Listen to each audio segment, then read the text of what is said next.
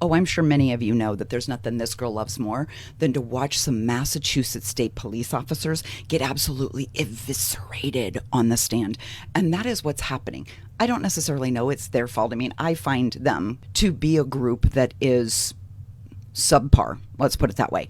But this ADA didn't do them any favors. This is not the right case, and she's not trying it in the right way, and it's setting all of them up to look stupid on the stand. I've got three names I'm going to talk about: John Santos, Corey Mello, Joseph Rabbit. So two testified on Monday, one testified yesterday. Let's talk through this. So first of all, when they were doing the search warrant, so they do serve a search warrant on this home. She's like, did you find the takeout bag? And they're like, yes, we found the takeout bag. And I'm like, great job, Dingleberries, because it was right there on the fucking kitchen counter. It's not like you had to look very hard. But then we ask, okay, did you go into the bedrooms? At any given time, there were 5 different police officers in the master bedroom. Okay, this is the bedroom where Lindsay Clancy took a knife and she sliced her wrists, she sliced her throat. There was pools of blood on the floor, and then she threw herself out a second-story window. Amazingly enough, that the knife was found on the nightstand. Not one of these highly trained investigators even thought to go over and open the fucking drawer of the nightstand. The knife was right on top. There was blood splatter right on top. None of them opened the drawer, because if they had, they would have found the Apple Watch. They also would have found multiple pill bottles and other sleep medication type stuff, like over-the-counter type sleepy aids stuff. That could have told a part of the story. But somehow in their search, their thorough search of this bedroom, none of them thought to go open that fucking drawer. John Santos, who was one of the ones that was in the bedroom, can't recall if anybody went in the drawer. And he even says, to the point where someone may have looked in the drawer, but found something in there that he didn't think, that officer didn't think provided evidentiary value, so they didn't collect it. Okay, if that's the story you're sticking with. So he searched the kitchen. In one of the kitchen cabinets, like a high up shelf, they found a number of notebooks. And in these notebooks, there was a couple of like notebooks, like journals, but there was also a workbook for new moms, like a postpartum depression kind of workbook that you go through and you kind of fill out some pages about how you're feeling and such. I don't know. I've never had one, but I'm guessing that's how it works. There was also a book called, quote, Even Good Moms Have Bad Thoughts. Again, this tells me that this was a woman who was struggling with bad thoughts. She was struggling with depression. She was struggling with emotional pain. And they found all of this, plus all these medications in her home. This woman is having some sort of mental stress or anxiety. And that's not where they let the investigation go. Corey Mello, he was the one who, back at the office, went through and reviewed those notebooks. Now, he's asked about some of the entries, because of course we're going to be very pointed and very specific about only picking entries that make Lindsay look like a cold, calculated murderer. November 18th. I'm so desperate to get a break from taking care of everyone that my mind is trying to make me think something is physically wrong with me. That's what the prosecution reads in court. And Corey Mello goes, yeah, that's right. That's accurate.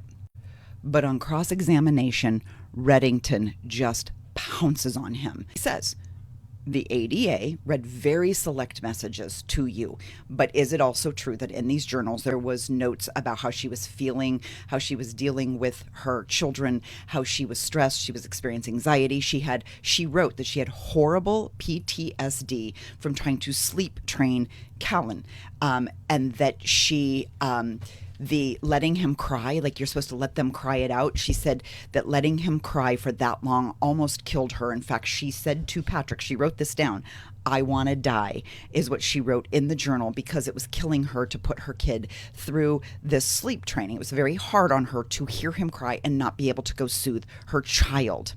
She also stressed on multiple occasions that she was feeling guilty, that maybe she wasn't doing it right, that maybe she was doing it too early, that other moms had done it at this point. She'd asked for other people their opinions. They felt like this was the right age, and maybe she was just doing something wrong. She also had horrible guilt about no longer breastfeeding, because she was taking medications and she didn't think he did as well on the formula. She was worried the other kids would get him sick because he didn't have the antibodies from the breast milk.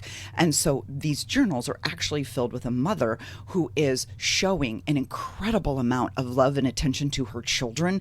And she is like physically and emotionally twisting herself into knots because she's worried about her kids crying, her kids getting sick, her kids not being happy. She's such a devoted mother, based on these journals, that it seems quite shocking that you would think she would kill them for any other reason other than she was very mentally ill.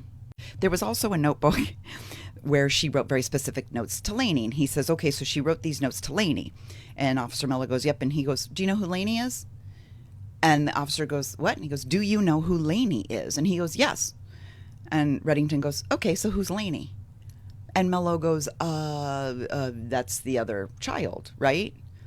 No, dipshit. That's the fucking nanny. Why would she be writing a notebook to her other child about how to take care of this child with very specific notes? The lack of preparation, the lack of knowledge, the lack of wherewithal, the lack of, oh my God, I'm testifying in a huge murder trial. I don't even have the common decency or the entry-level IQ to at least go learn the names of the dead children. That would have been like the ticket in the door. No one found the pill containers that were in the nightstand drawer. But the defense did actually, and finally turned them into the police. Let me just mention that. But these guys were in the home serving a search warrant. Joseph Rabbit is the one that goes in and he finds this bag of pill bottles in the kitchen, puts them out on the counter for someone to put into evidence. How polite of the ADA, while he's up on the stand, to lay them all out in a little row. 9 bottles she lays out there. And the jury's not supposed to think she's over-medicated? And again, she's doing that thing she did with Patrick Clancy in the beginning, where she's like, how many pills are missing? Oh, this one only has 7 out of 30. How about this one? This one only has 2 out of 15. So she's doing that whole bullshit routine again. But I'm telling you, seeing the visual of all those pill bottles lined up does not serve the prosecution. You're just saying this was a very, very sick woman. And whether she was sick before she got on the medications or whether the medications exacerbated something or it was the medications that made her sick. We have no evidence of any of that so far, and maybe the defense is going to present that later. But how can you possibly say she was of her right mind when she killed her kids with all of this evidence stating the opposite? And lastly, I'll be really quick with this, but I've got a problem with Maureen Hartnett. She is the forensic scientist who collected the blood. I got a real problem with her collecting blood and swabbing. And by the way, she didn't swab certain places around the room, things that looked reddish brown like blood. She's supposed to swab a little bit from each place. Apparently didn't swab the doorknob. Apparently didn't swab the droplets below the doorknob.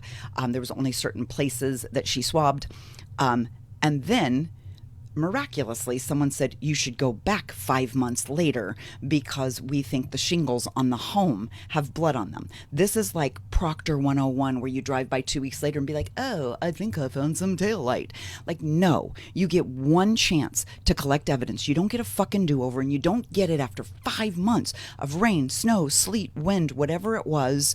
Thank God she came back and said, well, it was inconclusive. You're right, because it probably wasn't blood in the first place, or if it was, you missed your fucking chance.